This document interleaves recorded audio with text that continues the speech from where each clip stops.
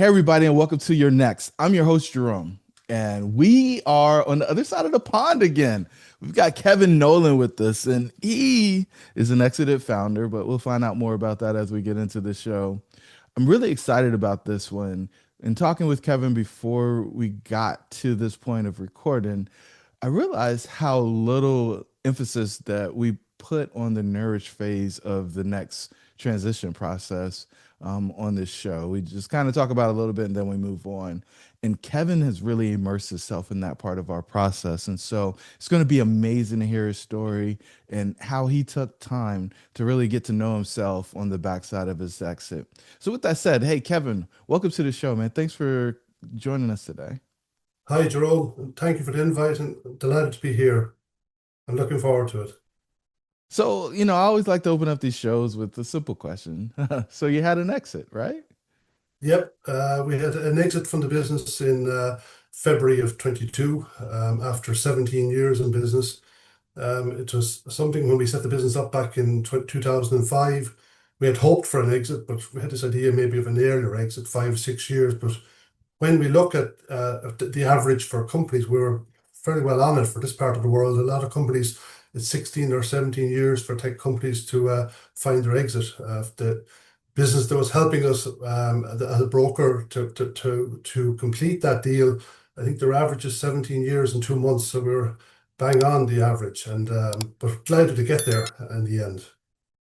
So, you made it through COVID. Yeah, the other side, you guys locked down pretty tight. So, did it have a big impact on your business? It did. It was challenging. I mean, we set up in 2005, and we had, like every business, the first 3 years were challenging, like they are for all businesses. And then the financial crash came. We were coming out of that. We came out of that in 2012 and recovered well.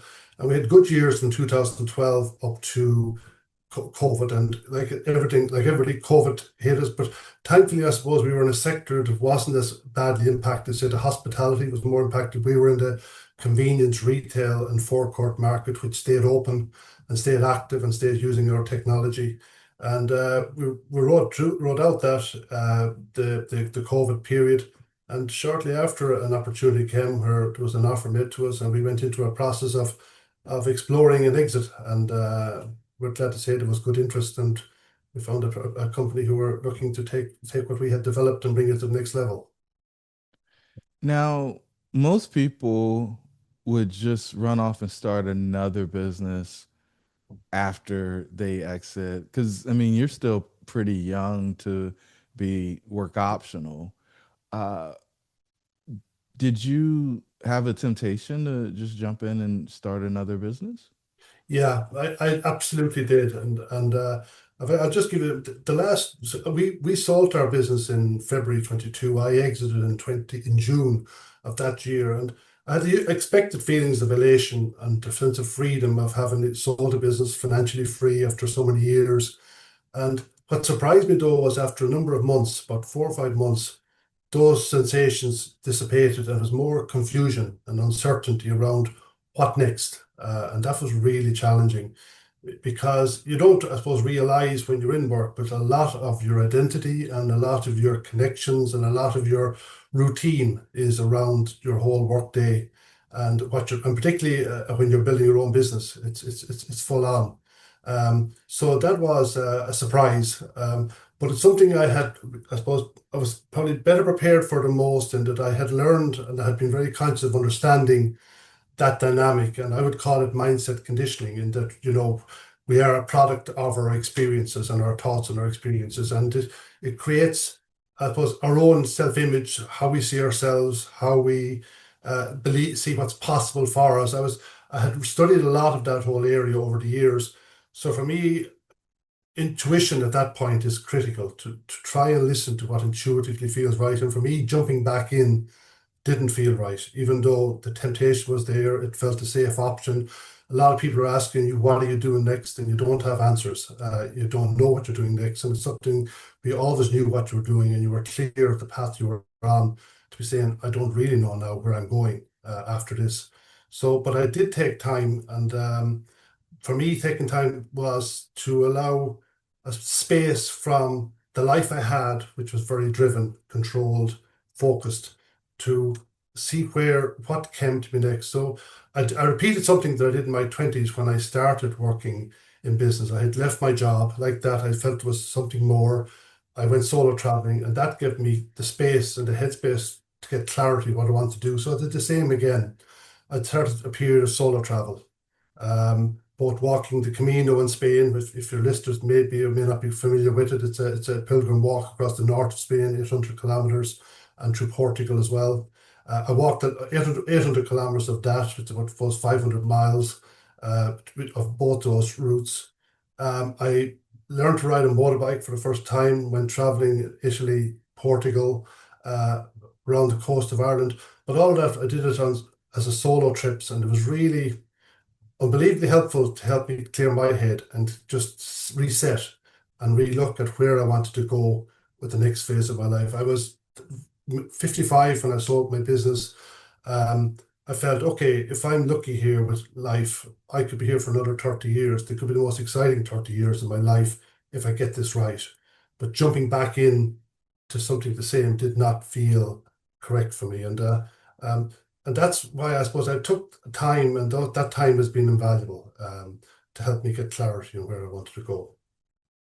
So, how did it feel being, I call it untethered, like, or not being anchored? You're out and you're in the freedom, right? You're just kind of like a boat in the ocean floating, but you don't have an anchor and you don't really have a direction. Um, was that uncomfortable? Was it scary? Like, how did you But I reconcile think, that? yeah, I think in the initial months it was very scary and confusing. And I said that's when the temptation is there to just jump, to cling to the familiar and to jump back into business again. But the longer I stayed out, and the more I suppose I would call it overcoming that compulsion to jump back into what the need. I should be doing something. There was this feeling I should be doing more. I should be back in business, or I should be doing what I'd always done, which was kind of, I'm a very driven person. I have been in business, but with that feeling, I should be doing this. But I have to say that space I took and the freedom from it and the people I met, that was a big part of it too. When I traveled, the people I met from all walks of life, some people retired telling me their stories, some people who had sold businesses and had traveled telling me their stories. All of it, it was freeing in a way from my mindset that I didn't feel compelled to go back and just go back to what I had done before. And I had a very, very strong intuitive feeling if I pursued the path I'm on here, which is to give myself space, I would get clarity. Um, and it is that pull against the old conditioning of feeling you should be doing something. And that was very strong. I mean, you've spent years trying to build business and hoping to create wealth, and then you spend your time worrying about how do you hold on to it, or how do you what do the one worry moves to a different worry, and that was something I was trying to get past, and the people I met had a big part to do it. I listened to thousands of hours of podcasts and material with the content to help me on that transition in my own mindset of where I was moving towards. But there comes a point then, I think, where it moves from, is this all there is after selling the business, to a real feeling intuitively there's more in me. There's a whole other side to me here potentially that I have to experience in life. If and that's the exciting part. So, this is fascinating. You said thousands of hours of podcasts. What was the message or what was the thing that you learned from all those hours that we could synthesize down to kind of a very short explanation? Because I mean, that's a ton of time invested.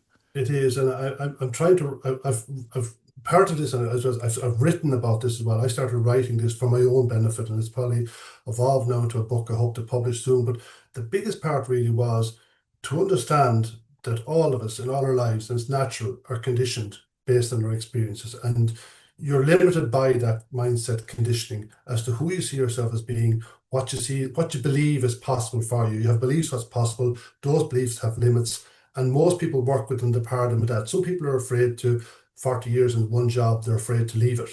and other people have other limitations. But the point is, we're all a product of our environment, our experiences, and our thoughts in those experiences. The thing that I learned was if you can get past that, if you can get past that limited thinking and chew, and then it's freeing. Now, what's it freeing to? For me, it was okay, where do you go beyond that? And a lot of people is when you are locked in that mindset, you're not open to intuition. And I think there's an inner wisdom in us all of intuition to guide us to where what is really right for us. And that's kind of what I learned. I don't know if that makes sense the way I'm explaining it now to you, Jerome, or do I need to expand on it more? Yeah, let's expand on it some more. Okay. It's I would say when I finished with work, there was a feeling of, is this it? Is there nothing more? When I gave myself time and I was able to distance myself from the old life I had in business, I had a real sense of, oh, there's more in me. It's only opening up now. It's only coming to me what I need to do. It was coming out of my writing. I was writing a book that I would never have dreamt I was capable of writing. There was content landing on the page that I didn't feel I intellectually or academically knew, but there was more coming out of me than I would have imagined possible prior to that. The experiences I was having were changing my own outlook on life and what I believed was possible. I would never believe I was capable of learning to ride a motorbike in my 50s or travel across Europe on it, walk the Camino, write a book, start mentoring people in this area, which is what I've done. And I've done it in a very small way because for me, setting up a mentoring business doesn't feel right either. I don't want to get sucked into business again at that point. I've helped a number of people who come across my path, but it's not something I want to develop as a full-scale business. You don't want to go into another full-scale business. Tell me more I about don't that. feel, sorry, say again. I said, tell me more. If Okay, unless I no, misunderstood. there's a strong sense. Okay, you come to a point. Most people are driven to business because you have to, and you're trying to earn a living. But when you get to a point of being financially free, the logic for me is you have limited time on this planet. Why would you spend it doing something that you're just conditioned to always do? For me, it just didn't feel right. It didn't feel right to say, okay, go back and try and build something. What felt right for me was seeing how far more I can go as a person outside of what I've done before.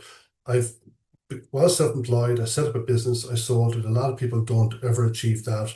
I don't need to go back and do that again. I don't. I was proving something to myself, possibly that I could. That was one of the things I hoped to do, that I could do it. For me, writing a book is something I've never done before. Different people you have people out there who will take on tremendous feats, but fear speaking in public or fear singing in public. There's areas of your life that you haven't tapped into that you could potentially be uh, extraordinary at, but you have never done it. I'm just trying to see what are those areas for me. I love it. So, one of the things that we suggest to people is that they come up with a plan for what they're going to do next prior to exiting. It seems that you didn't figure out what was next before you exited, and you spent the time post exit exploring the possibilities and evaluating the different paths that you could use in order to find fulfillment post exit. Have you found the fulfillment that you've been seeking? I say I have in some degrees, but it's a continuous journey for me. For me, uh, it's if I look at balance in my life, it's family most important. Well, I tell you, first of all, I'd say it's health. That's the first thing. I'm healthy, thank God. I've always been healthy. I've been able to put more time into that. It's my family. I have more time with my family. That's incredibly important to me. My friends, it's community. So I have a tremendous balance. But there's also, personally for me, it's what I'm doing in my writing, it's what I'm doing in my mentoring, it's what I'm working on myself. That's been incredibly important for me as well. So for me, I think I've found a balance that's none of it is earth shattering. It's just simple, and life is good, and life is I just enjoy life at the moment, and I'm not seeing where I'll be in 3 or 4 or 5 years time, but I do particularly enjoy the bit mentoring I do. I seem to be able to help people, but I'm very conscious of not letting it take over. In the past, I would have said, okay, let's build this into a mentoring business. For me, I'm at it at a level that's works for me, and I'm able to help some people, and I meet people that help me. But I think it's just balance in life for me now has something that I wouldn't have had before. When I finished work, the temptation was to just jump back into the imbalance I had before, of maybe career being nearly an exceptionally big part of my life. How did you know that you would be good at mentoring and coaching people? Um, I didn't, to be honest, and I didn't, and I started off having conversations. I'd call it meaningful conversations. That's what I describe it as.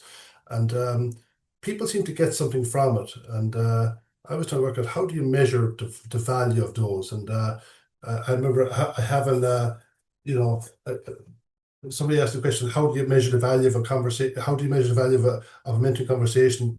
Does the person enjoy it? Are they getting something from it? Do you feel a connection with the person?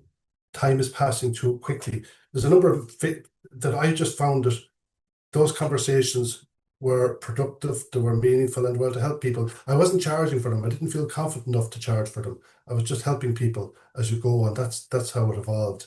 And everybody's on. I would meet people maybe who are retired, and people who retire face the same challenges that people who have sold businesses, in that they are grappling with what next as well for them.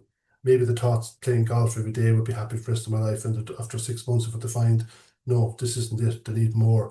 So I've met people like that, but it's having conversations that just seem to be able to help people, and it's an And honest conversation. If I can share my story honestly, they relax. They can share their story. I think that's people just need to be able to confide and talk to people they can trust. huh. I think there's so few people who actually understand what happens in the process of exiting, and then even fewer people understand finding fulfillment post exit. Is your program set up in a way where you're helping people go through the exit? Or are you waiting until they get through the exit and then you're supporting them? Like like what space did you find your support for But them? I'm finding it's after exit, either after exit of a business or after exit of retirement. They come to me, and they'll come to me at two stages. Either the really confused stage of it was great for 6 months and suddenly I'm lost, completely. I never felt so confused, and I have no answers, and people ask me, what are you doing next? That really confused stage, or a little bit more progressed stage, which is excellent when people get and often people will jump back in at that time to doing the same as before. The people that don't and maybe take a bit of time, they'll often get to a point where I'm finding this space has been good, and I've a real feeling there's more in me, but I need to find what that is. They're at a more advanced level, and it's kind of an intuitive feeling that there's more in me. And I think there's an excitement about that, because the confusion and uncertainty has moved to a sense of expectation and excitement. I do believe there's more in me, but I need to take time to find what that is. So it tends to be people at those levels. And it's when people get to a point of that feeling there's more, it's that's an intuitive feeling that it's more. And I think the answers they're going to find is intuitively, and people take time to tune into themselves to see what feels right, because the logical mind will bring you back to you should be working. This industry. You should be in. There's more opportunity in the industry. That's the logical mind will take you that route. Whereas if you take space, take time, I think you can click it. So it is people that have left business that I tend to be to have come across. And I'm not marketing myself, so it is the people who have tend to come to me. I put one post up in 2 years, and I just felt it's a post I felt compelled to put up, find purpose after sale of a business. And that has brought people to me because something obviously resonated with them after the sale of their business. People beforehand, like myself, you're so preoccupied with selling the business and preparing for the sale, it's hard to take your head off it to look at this stuff. Yeah, I find that people are kind of reluctant to reach out. They seem like they're a little embarrassed because they believe that they should be able to figure it out on their own. Do you find that when people are reaching out to you that they're kind of uncomfortable sharing what they've been experiencing? Oh, yeah, absolutely. I mean, there are probably lots of times there are individuals who are seen to have had all the answers in their own business if they were leaders of their business. Like, I think what attracted some people to talk to me from that post I put up on LinkedIn was I showed the post the confusion I faced, and I talked it openly about the challenge I had. And I think people can relate to that. And I think talking to somebody who has been willing to open about their own experiences, I think they can feel that they can be more honest. You have a more honest conversation when somebody else is also uh, sharing their worries and concerns and confusion. And I remember I faced a lot of things that they face is that people ask you questions, what are you doing next? You don't know. You really do not know what you're going to do next. And um, I used to throw out things like, I'm doing a bit of consultancy or I'm doing whatever, but that's not what I wanted to do. But it was kind of an answer to get me past the question until I worked it out. And a lot of these people are like that. Yeah, I mean, if you've been answering the question the same way for 17 years and then all of a sudden you don't have anything, I think it gets uncomfortable pretty quick. What do you say? Yeah, oh yeah, and I mean, people. Then again, I suppose when you start a business and you get to a point where you're financially secure, uh, it's a first world problem you have really. You know, what do you do next? And just, people assume that you know life should be simple now. You have no financial concerns. You have lots of free time, and it is good. It's a good position to be in. But there is a bit of work to be done to work out what do you want to do next. I mean, a lot of people I've talked to who have sold businesses. Um, the the confusion can be phenomenal, and the uncertainty of where they're going and who to talk to about it. Where you're going and who to talk to about it. So, for the people out there that are considering reaching out to somebody, what would you tell them is important as a criteria for their consideration as they're picking somebody to help guide or advise them, whether they start this process pre or post exit? I think I think somebody who has walked the path themselves, somebody who has gone through it and has experienced what they're experiencing, uh, and has a few, at least a few steps further down. They don't have to be somebody who has all the answers, but even talking it out with somebody who faced the same challenges as you faced, if they're only slightly ahead of you, I think it can be very helpful. Now, one of the things I think that attracted people to me was because financially it wasn't a lot of people are trying to run a business. Financially, for me, I could take it or leave it. Yeah, and the reality is I wasn't charging because I didn't feel either qualified or needed to. Then a lot of calls came and I said, okay, I can't keep taking these calls, so I started charging. But I don't need the business, so if you don't think you can help somebody, you don't take it on. And I think that's a good way to be because people coming to you knowing unless this person knows they can help me, they don't want to work with me. And that they need to work with people that really feel they can help them, or else they're the wrong person. That's fascinating. So, huh. y- You haven't spent a lot of time talking about your exit on social. People are being drawn to you to get your guidance and support. And there's not a whole lot of people out there in the space that help people with this. We're seeing more and more people pop up, but there aren't a whole lot of people out there who are actually um, focused on solving this problem. I think most people don't actually think it's a problem because if you have enough money, you'll figure it out. But I actually think that's a joke because this is a very real problem and money can't solve this problem. As you're working with folks, how are you? Is there a process or how are you guiding them from the point of, I've been answering the question of what do you do the same way for 15 to 50 years is what we find. Um, I know that golf, gardening, grandkids, and trips isn't the answer for the rest of my, in your case, 30 years. And I'm not sure that I want to build another business, but I want to help people in a meaningful way. Is like, how are you helping them navigate that? Are you just answering the questions that they have? Or are you giving them like homework? Like, how does it work?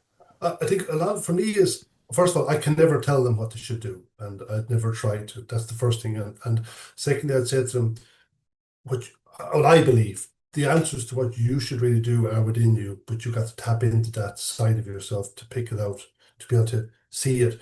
What I'm doing is I'm sharing my story.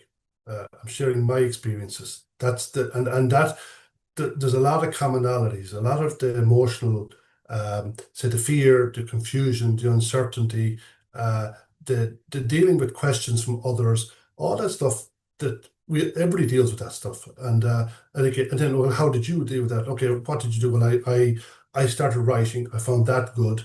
I found it cathartic. I found it helped me get clarity in my own mind. I took time on my own solo travel. That worked. I had meaningful conversations with certain people who understood this area. And when people say, okay, they don't, often you can have a conversation with people, and if you listen closely and not be trying to think what you're going to respond, something will come out. I find with people, if people are talking, I'm listening closely and not trying to think about what my answer is going to be. So I'll say something, and often that can be trigger a eureka moment in them. It's not that I said give them an answer; it triggered something in them that say, "Oh, now just have a moment of clarity," and that happens so often in those conversations. It may be somebody owning up to a vulnerability or owning up to something within themselves that they haven't really faced and said, "Okay, I know this is something I need to work on in myself." And a lot of this is them, I suppose, digging a bit deeper and looking inside themselves to see where do they want to go. And like I've chatted to people where, and you talked about something, the trauma tree. I heard you talk about in some of your podcasts. I've talked to people who set up businesses, and would look back if I'd really set it up. It was just it were driven by challenges they had in the past, and they quelled that challenge by just becoming driving in their business, and it was a distraction from it. But when it came to and things quietened down, they sold their business. That was still sitting there. It was something. In one or two cases, there was a breakdown in marriages, and they hadn't dealt with the emotional side of that. And talking that stuff out and be able to talk that to anybody would be good, but most people don't have somebody they can talk that stuff out. And so it goes that direction as well. It can go any direction that they feel they need to go once they feel confident and comfortable talking to somebody they can trust. That's really powerful. I do believe that the answer's inside. I think it really takes some observer to help people actually see what's in there, though. This um, approach of I'm just going to figure it out on my own by spending time by myself, I think it's really challenging. And then hearing the internal voice that many people have shut off over the course of the years. Uh, some people call it intuition, but there's this inner voice that if you can get quiet, be peaceful enough, you can begin to hear and listen to. I just think so many people are detached from that. And Yeah. then to try to go on this journey of self discovery on their own, I think it's inefficient in many ways.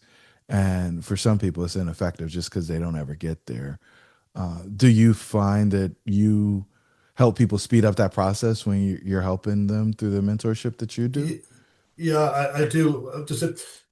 I do try and get the balance between one of it is listening and is having meaningful conversations, but there's also if I share what I've learned and some of it is relevant and it goes in three blocks really. One is understanding what's been driving them so far. What's been their drive? What's been and it may be uh, a lot of cases I talked a moment ago. It's emotional challenges that is emotional drivers in the background.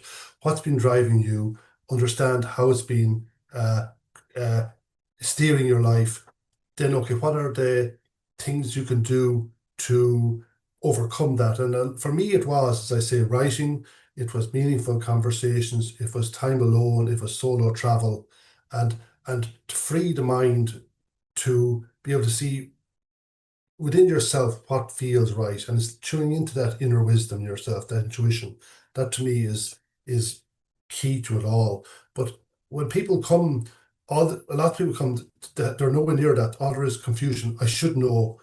I've always known, with the analytical mind, what I should do next. I've managed businesses, I've exited my business. How can I not work out my next steps? And it isn't something you can often solve that way. It is something that you have to tune into within yourself to know what you really want to, what your real next move.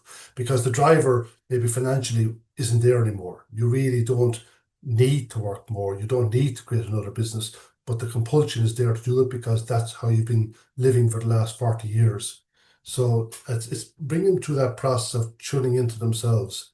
And as I say, Jerome, sharing my own experience has been the most valuable thing because people can relate to it. It's not that they're terribly interested in mine, but it's interested in my story to see the bits that resonate with them, and then they'll talk about those experiences. I love that.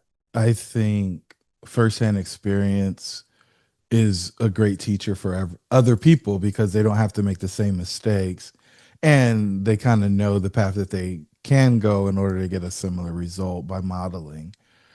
Are there specific things that happened on your journey that you point to as like pivotal moments where something shift or you had your eureka moment or you realized you were going down the wrong path? I think yes, there were. Um, I think the very first time at the beginning of that, when confusion set in after the sale of the business, the temptation was to just jump back in again. But there was a really strong intuitive feeling to this wasn't right. And I said I couldn't ignore that. This is a feeling that it isn't right to just jump back into what I was at before. And as I gave myself a number of months, and it took time, and there was the temptation to jump back the whole time. I remember I was on the Camino in Spain walking. I'd walked 100 kilometers at the time, and I had a real kind of pivotal moment of sense of freedom and saying, right, I'm in my 50s here.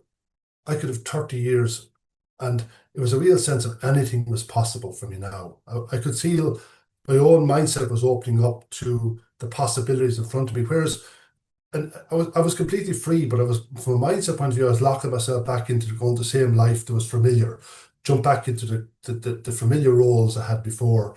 And I remember that day, and it took me a number of months to get to it, having a real feeling of anything now is possible for me. And it's beyond business. I think I've kind of moved away from the corporate world the way I used to be engaged in it. Um, and what interests me in this podcast is is I'm just interested in the subject. I'm interested in people who are going through this thing because I'm going through it and I'm still going through it. Um, I haven't worked out yet, and I don't know when the journey stops. But and I love talking to people who are on it, whether they're further ahead of me or they're earlier stages in it. I just find it a phenomenal kind of experience. Yeah, I love your honesty on you're still on the journey. I remember being at a business conference and asking a guy who said he was having an existential crisis how he got out of his crisis. And he told me he let me know when he did. And in the moment, I didn't really get it. Right. But there is something to be said for acknowledging that you're still on the journey. And I think we're always on the journey. We're always going somewhere. I think there are different chapters or different legs of the journey, but that awareness that there is no finish line, you just keep going, is really exciting. I think a lot of people have that transaction illusion. They believe that the exit is going to solve all the problems. And if they have enough money, then they'll have the freedom. And they don't know that the freedom can become a prison if you don't have any way to direct or allocate the resources associated with the freedom. And it's been very inspiring to listen to you tell your journey of figuring out how you're going to apply, where you were going to engage, your resistance of the noise. Because anytime there's space, there's a temptation to just fill it with things, especially if you've been busy. Coming to that place of, hey, I don't have to do things for money. I truly am the captain of of my own fate at this point. Like, what do I actually see as a worthy use of my time? is a question that I think few people contemplate, and they just want to be busy. They want to use money as the same metric or key performance indicator on how they're doing or what they should be doing. And I just think once you become work optional, that your metrics and your approach should change.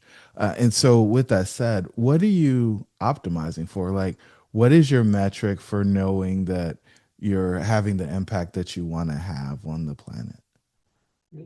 There's a number of things. For me, every day, I'm more present now than I ever was. I live as much as possible today and enjoying it. In the past, I would have been either always worrying about the future. You're always looking down the road. I'm completely very much living in the present moment. I'm the number of people I've met, inspirational people I've met in the last 4 years.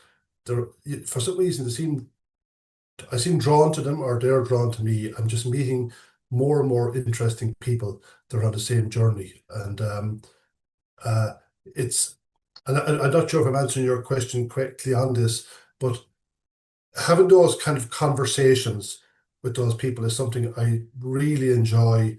I get something from. And as you were talking a minute ago, Jerome, you mentioned, the transition from being very busy.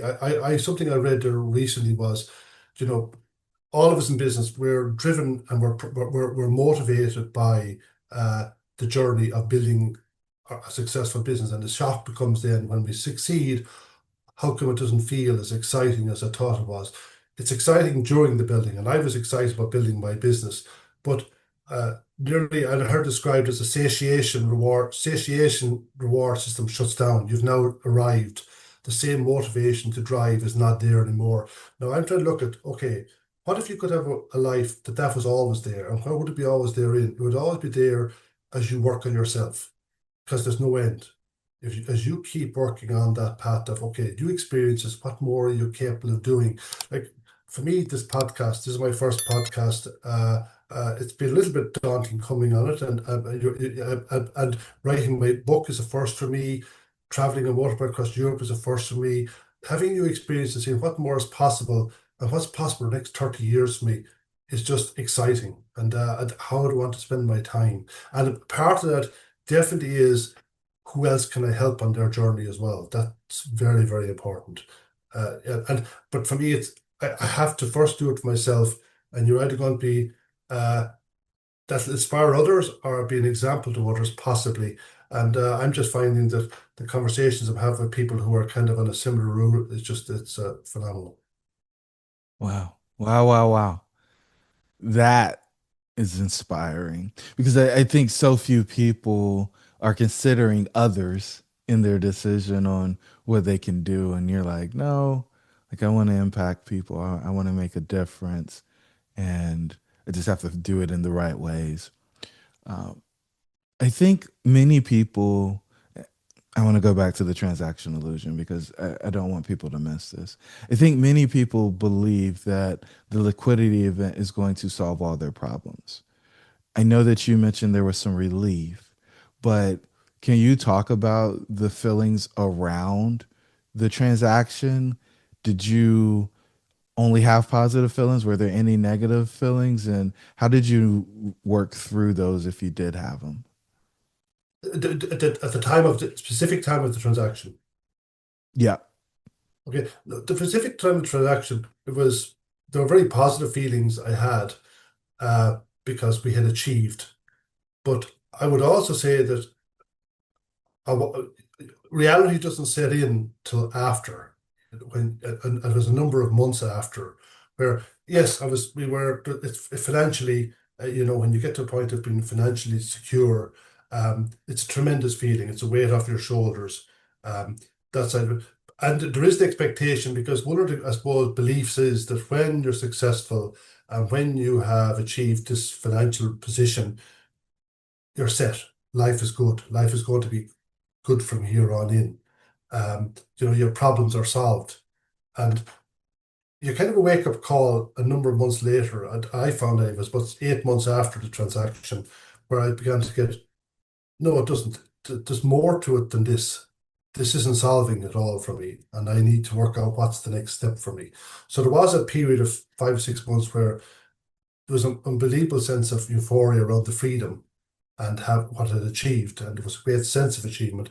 But it wore off within 8 months that I needed to confusion is what I said. What next? That question just kept coming up. What next for me?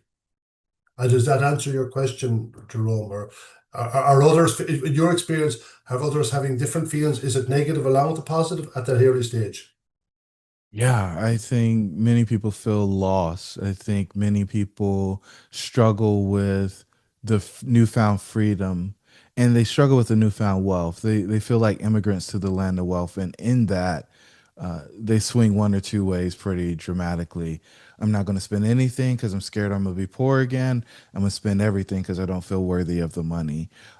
We also find that they either dive deep into their health and trying to fix all of the things that they feel like they neglected, or they're a little more loose because they don't feel like they have to be in as good of condition or shape as they were before when they had to perform at an elite level. And then the one question that always comes up immediately is, does my life really matter? Or they're challenging or questioning the significance or the impact that they're having on the world. Uh, and I think all of those things come up pretty quickly once they look at the bank account and they see that the wire is there, or they see that the check cleared, and they have the resources financially to pretty much do anything that they want to do. And they also have their talent and and their time, and but they don't, if they didn't do it prior to the exit, they don't have a plan for those things. Yeah, yeah. It's interesting. I think probably I would say lucky, but the balance in life I had was a help. I think I've chatted to people where they were 100% focused to business, and Hmm. the second marriage was already on the rocks, and they were kind of they were struggling with how they're going to solve. Their kids were in their 20s and they didn't know them. Their health maybe had suffered slightly, but they had hit the target they were going for on business. And there's a lot of collateral damage they were then having to turn around and face, maybe for the first time. I was lucky when it's luck. I know for me, family was always number one. You've a head of business. Uh, Over the years, coaching kids sport was something I did 2 or 3 evenings a week religiously. I have 3 boys that were involved in sport. I was involved in that. I was involved in my local community. I've kept in contact with friends over the years. I know when I chat to some people I've met through the mentoring, they were shocked to realize like a lot of friends weren't, they were deal friends. And as soon as they were gone from the business, the friendships began to disappear. And that shocked a lot of people, and how quickly, how much everything was centered around the business they were in. Um, all the point you're making there is that there is the belief that when I get to that promised land of the exit, it's going to be perfect from then on, and that is a that can be a difficult wake up for call depending on how much you're relying on that. I know for me personally, it was challenging, and for me personally, I had all those other sides of my life still going well, but still I struggled with yeah, but where am I now from a career and a work and what do I do? Um, but having those other sides of my life strong were a big help to me. So, and I have met people where they have enough money made that they could live 3 lifetimes, but completely feel they have to get back into it again. And all their friends are in that circle and they're saying, right, Mike, get back in the game. When are you doing something next? And it feels like they've been sucked back into the same path when it doesn't intuitively feel the right thing to do, but everything, all their full circle is that, and it's difficult to break out of that. Um, that's that is difficult. I hadn't that challenge to that degree, but I still found it challenging. So I can imagine for some it's very difficult. Yeah, I mean, if your whole life is the job, and I mean, if you can.